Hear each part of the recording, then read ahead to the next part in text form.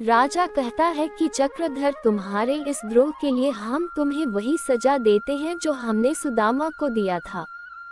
ये सुनकर चक्रधर कहता है, जय श्री कृष्ण, यदि प्रभु की यही इच्छा है तो यही सही। तब राजा सिपाहियों से कहता है कि इस द्रोही को किले की उस सीढ़ियों पर ले जाओ और इसे भी वहां से गिरा दो जिस तरह की सुदामा को गिराया था। फिर चक्रधर को धक्के मारकर सीढ़ियों से फेंक दिया जाता है।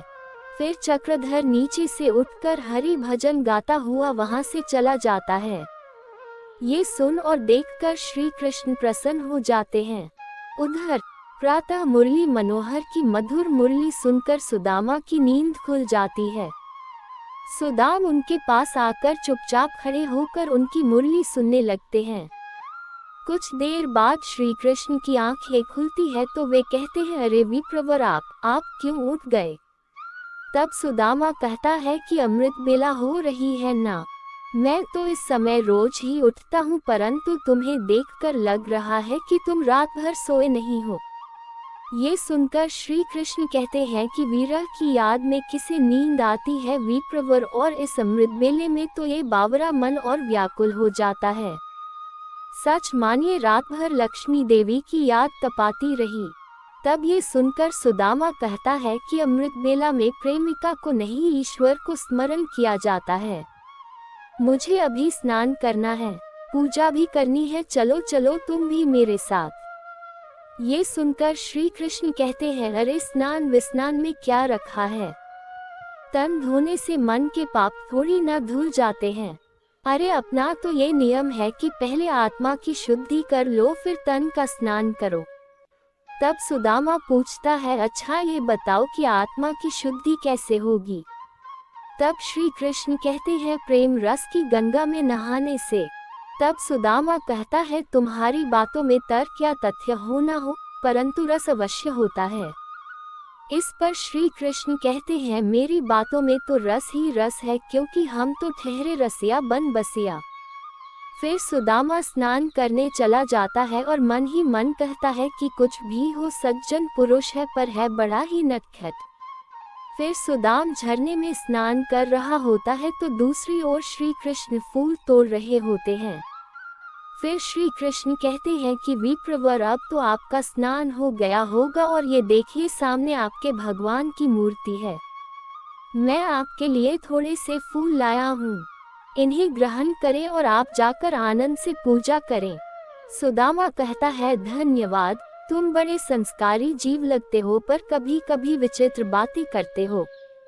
तब श्री कृष्ण कहते हैं कि इसलिए कि मेरी बातें सच्ची है, मेरा तर्क सच्चा है। ये सुनकर सुदामा कहता है कि बुढ़ापे में तुम मेरा धर्म नष्ट करने की चेष्टा कर रहे हो। ये सुनकर श्री कृष्ण कहते हैं कि जो धर्म तर्क से नष्ट हो जाए वह सच्चा धर्म नहीं हो सकता। मैं तो केवल दूध का दूध और पानी का पानी करना चाहता हूँ। आँखों को जो सोना दिखाई देता है, मैं तो केवल ये दिखाना चाहता हूँ कि वह बुद्धि की कसौटी पर कितना खरा और कितना खोटा है। तब सुदामा कहता है कि तुम्हारी बातें मुझे धर्म संकट में डाल देती हैं। इस पर श्री कृष्ण हंसते हुए कहते हैं कि संकट मोचन की पूजा कीजिए, सब संकट दूर हो जाएंगे, चलिए पूजा आरंभ कीजिए। फिर सुदामा श्री कृष्ण की मूर्ति को साफ करता है और उसकी पूजा करने लगता है। इस दौरान श्री कृष्ण लेटकर बांसुरी बजाने लगते हैं। फिर सुदामा अपने भगवान की स्तुति गान करने लगता है। तब श्री कृष्ण अपनी पत्नी लक्ष्मी देवी का गीत गाने लगते हैं। ये सुनकर सुदामा अचंभित होकर देखता है कि यह मेरी भक्ति में विघ्न डाल रहा है। फिर सुदामा कहता है, मुरली मनोहर, अरे ओ मुरली मनोहर। तब श्री कृष्ण कहते हैं, कहिए ब्राह्मण देवता। तब सुदामा कहता है कि तुम ये प्रेम गीत बंद नहीं कर सकते। तब श्री कृष्ण कहते हैं कि क्यों ब्राह्मण देवता? इस पर सुदामा कहता है कि तुम्हारे प्रेम गीत से मेरा ध्यान भंग हो जाता है। ये सुनकर श्री कृष्ण कहते हैं कि पर आपके भजन गाने से मेरा ध्यान तो भंग नहीं होता। ये सुनकर सुदामा को कुछ समझ में नहीं आता। फिर वह कहता है कि क्या तुम भगवान की स्तुति नहीं गाते? इस पर श्री कृष्ण कहते हैं कि स्तुति तो मुझे आती नहीं। तब सुदामा कहता है कि अच्छा, तो तुम मेरे साथ भगवान की स्तुति गाओ। तब श्री कृष्ण कहते हैं अच्छी बात है, ब्राह्मण की आज्ञा है तो अवश्य गाऊंगा। फिर श्री कृष्ण भी सुदामा के साथ श्री कृष्ण की मूर्ति के समक्ष खड़े होकर हाथ जोड़कर बांसुरी बजाते हैं और सुदामा भजन गाता है, मुरली मनोहर गोविंद गिरधर नमामि कृष्णम। श्री कृष्ण कहते हैं, ये कृष्ण प्रेमी कहे निरंतर, नमामि कृष्ण। राजीवलोचन अति सुंदरम, नमामि कृष्णम। ये सुनकर रुक्मिणी भी आनंदित हो जाती है। फिर दोनों मिलकर श्री कृष्ण का भजन गाते हैं तो नारद मुनि सहित देवी देवता ऋषि मुनि भी उस दिव्य भजन को सुनने के लिए उपस्थित होकर वह भी साथ गाने लगते हैं और श्री कृष्ण नाचने लगते हैं। श्री कृष्ण कहते हैं, समझ ना आए हमको गुड़ बातें तुम्हारी। तब सुदामा कहते हैं कि एक सांवले सलोने के हम हैं पुजारी। तब कृष्ण कहते हैं कि एक बामन के छोरे से हुई है अपनी यारी। रुक्मिणी ये लाइन सुनकर हंस देती है। भक्ति में मगन सुदामा को कुछ समझ में नहीं आता है। अंत में सभी हरे कृष्ण रटने लगते हैं। रुक्मिणी भी भजन गाने लगती है। इस भक्ति भाव को देखकर श्री कृष्ण वहां सुदामा के समक्ष चतुर्भुज रूप में प्रकट हो जाते हैं। ये देखकर सुदामा अचंभित और भाव विभोर हो जाता है। तब श्री कृष्ण कहते हैं, सुदामा, हमारे इस दिव्य दर्शन से तुम्हारे कई जन्मों की भक्ति आज सफल हो गई। इस समय हमारे सम्मुख होने के कारण तुम पर हमारी माया का कोई प्रभाव नहीं पड़ सकता। इसलिए इस समय तुम्हारा शरीर सूक्ष्म और तुम्हारे चक्षु दिव्य हो गए हैं। सो तुम अपने दिव्य चक्षुओं के साथ उन समस्त देवताओं को भी देख सकते हो जो यहाँ चारों ओर उपस्थित हैं। सुदामा सभी देवताओं को देखता है। तब चतुर्भुज श्री कृष्ण कहते हैं, तुम्हारे साथ जो मुरली मनोहर का रूप खड़ा है वह भी हमारा ही रूप है, हमें पहचानो। तब सुदामा मुरली मनोहर को देखता है और उनके चरण छूता है। ये समस्त देवगण जो इस वक्त इस ऐतिहासिक घटना को देखने के लिए खड़े हैं, तुम्हारे कारण आज इनको भी हमारे इस दिव्य दुर्लभ रूप के दर्शन हुए हैं। ये वो रूप है जिसे हम कोटि कोटि युगों में कभी कभार प्रकट करते हैं। इस रूप के दर्शन पाने के पश्चात किसी प्राणी को और कुछ पाना बाकी नहीं रह जाता। वह हमारे श्री चरणों में विलीन हो जाता है। परंतु तुम्हारे पूर्व कर्मों के अनुसार अभी कुछ सुख दुख भोगना बाकी है। जब उन समस्त कर्म फलों के भोग समाप्त हो जाएंगे तब तुम हमारे श्री चरणों में शांति प्राप्त करोगे। परंतु तब तक तुम्हें इस शरीर के अधीन होना होगा। इसलिए हमारे अंतर्धान होते ही तुम पर फिर से माया का अधिकार हो जाएगा और तुम ये दृश्य भूल जाओगे। तथास्तु। फिर सुदामा रोते हुए अपने श्री कृष्ण की मूर्ति के चरणों में नमन करता है और फिर रोते हुए उठता है। फिर अपनी आंखें पोंछता है। फिर वह कहता है, वाह भैया मुरली मनोहर, क्या कहने हैं तुम्हारे। आज तुम्हारे साथ भगवान का भजन करने का जितना आनंद आया उतना जीवन में कभी नहीं आया। आज की पूजा का रस तो विचित्र था। लगता है तुम कोई जादूगर हो। ये सुनकर मुरलीधर मनोहर श्री कृष्ण कहते हैं कि जादूगर तो आप है विप्रवर। आपकी भक्ति ने ऐसा जादू किया कि मैं अपनी दुल्हनिया लक्ष्मी देवी को ही भूल गया। ये सुनकर रुक्मिणी हंसने लगती है। वाह विप्रवर वाह, धन्य है आप। तब सुदामा कहता है कि धन्य तो श्री कृष्ण कन्हैया है। लगता है तुम पर भी अब उनकी कृपा होने लगी है। जल्दी भक्त बन जाओगे उनके पूरे। तब श्री कृष्ण कहते हैं कि मैं तो आप जैसे भक्त का ही भक्त बन जाऊं तो निहाल हो जाऊं। ये सुनकर रुक्मिणी आंखें में आंसू भरकर कहती है, वाह प्रभु वाह, निहाल कर दिया आपने, निहाल कर दिया। अपने भक्त के साथ साथ हमको भी निहाल कर दिया आपने और वे सारे देवता भी निहाल हो गए। तब श्री कृष्ण कहते हैं, निहाल तो हम भी हो गए देवी। कई युगों में ऐसा भक्त मिलता है। अब भगवान के पास उसे देने को कुछ नहीं रहा। अब तो केवल मित्रता का खेल बाकी रह गया है। ये सुनकर रुक्मिणी पूछती है, खेल? कैसा खेल? तब श्री कृष्ण कहते हैं, हाँ देवी, खेल। मित्रों में तो आपस में बड़ी खिलवाड़ होती है, छेड़छाड़ होती है, चुगलबाजी होती है, ये लीला अभी बाकी है। तब रुक्मिणी पूछती है कि ये लीला आप कब दिखाएंगे? तब वह कहते हैं कि उसका भी समय आ गया है। मुरली मनोहर उसे द्वारिका के पास ले आया है। फिर उधर द्वारिका के द्वार के सामने पहुंचकर सुदामा एक वृक्ष के नीचे बैठ जाता है तो मुरलीधर मनोहर कहते हैं, लीजिए विप्रवर, द्वारिका नगरी आ गई, अब मुझे आज्ञा दीजिए। ये सुनकर सुदामा कहता है, अच्छा, तुम्हारे साथ इतनी लंबी यात्रा कैसे समाप्त हो गई, कुछ पता ही नहीं चला।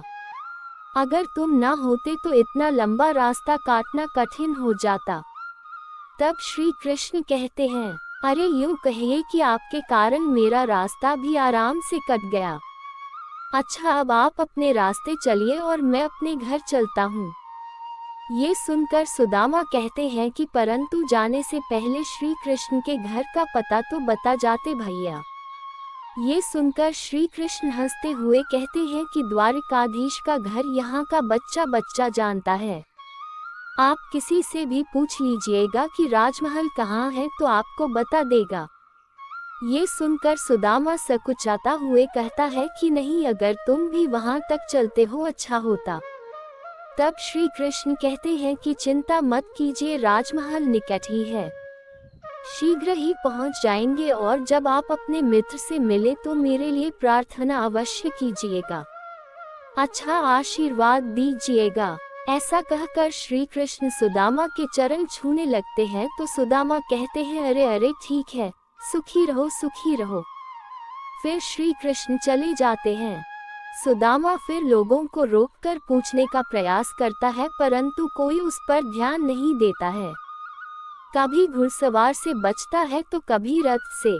फिर वह आगे चलता जाता है और वह द्वारिका का वैभव देखकर दंग रह जाता है।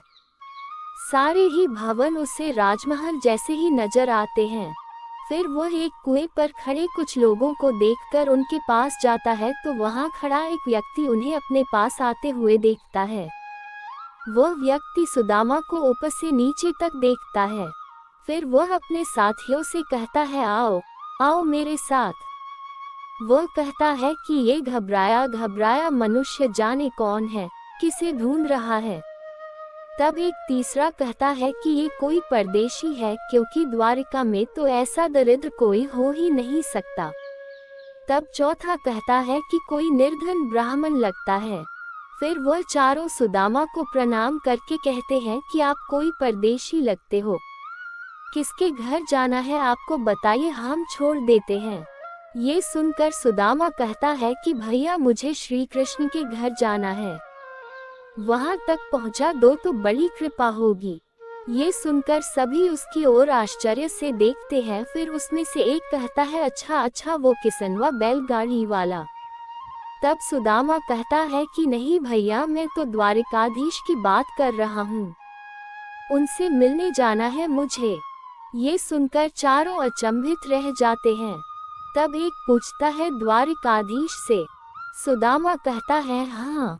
तब दूसरा कहता है, महानुभाव द्वारिकाधीश से क्या काम आन पड़ा आपको? तब सुदामा कहता है कि वो मेरे परम मित्र हैं।